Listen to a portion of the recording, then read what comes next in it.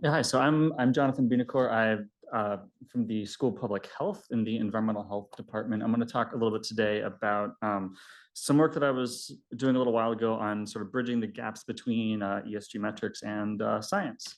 So I guess over in sort of public health, climate science, air pollution world, there's a lot of things that we pay a lot of attention to. These things are like deaths due to air pollution. There's air pollution concentration. There's data like that we're getting from NASA and other places that are tracking global temperatures. And this chart on the upper right here is showing some of the things that result in some of the headlines that we've been seeing over the last month or so about how we're dangerously close to the 1.5-degree threshold from Paris. And over on the lower right, there's a number of charts showing different emissions pathways that would get us to 1.5 degrees. So just a reminder that for like health and well-being and general human survival, these are the kinds of things that matter. You can think about similar metrics for plastics pollution, for water supply, land use, and like all sorts of different environmental outcomes that affect human health and well-being one way or another.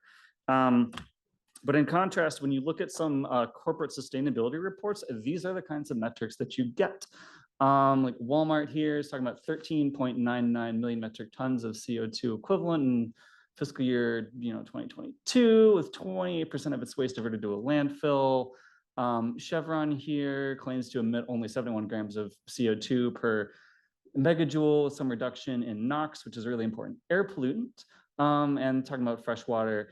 And again, Apple here talking about being carbon neutral with their operations since 2020, since they worked with a lot of renewables and offsets. They've redirected a whole lot of waste and use 1,374 million gallons of water at these different corporate facilities. So like there's a lot of information and numbers here, but there's not a lot of ways to sort of really track it toward how it gets toward people not dying and carbon not being in the atmosphere. And with a lot of these, the reports, as mentioned before, they focused on goals, then they'll look at progress, and then they'll look at their actual performance toward these goals. Looking across these different companies, it's really inconsistent what gets categorized and why. Some companies will report reductions from some kind of baseline. Other ones will give you the actual greenhouse gases emitted.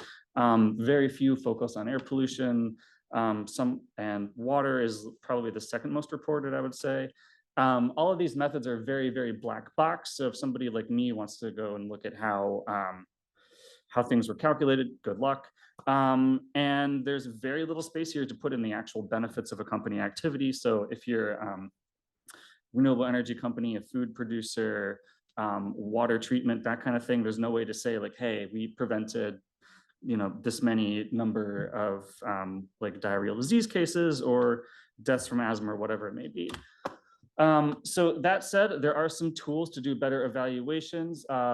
Me and some collaborators at Harvard and Oregon State, we've developed this COBE tool that went online, I think about a month ago. The QR code should take you to a link. Hopefully that's working. And you can get things for buildings, looking at like energy footprints, emissions footprints, the monetized climate impact and the health impact of building operations. And you can kind of run your building as is. You can have different scenarios of like, maybe I replace all the light bulbs, maybe we get some of our electricity from renewables, replace the HVAC system, and kind of see how that changes your impacts.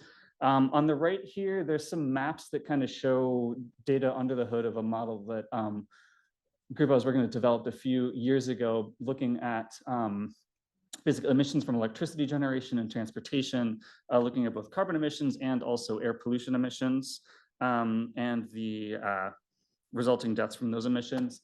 And we used it to evaluate benefits of investment portfolios. I led the effort on renewables.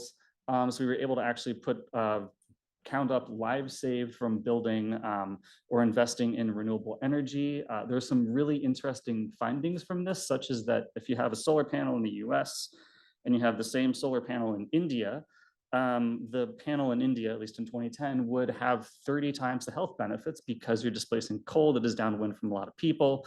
Whereas in the US, you're displacing mostly gas and there's a fair bit less population density depending on where you are.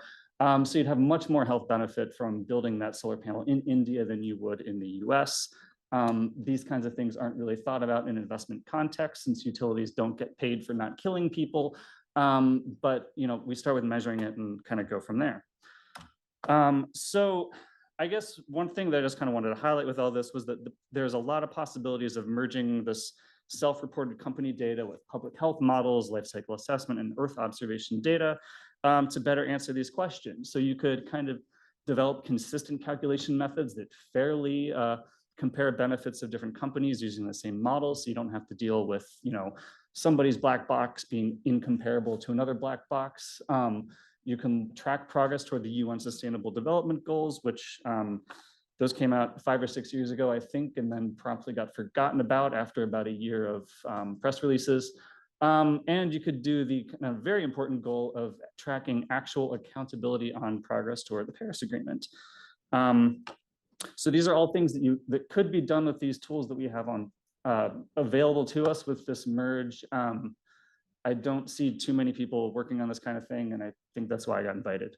So thanks, everybody.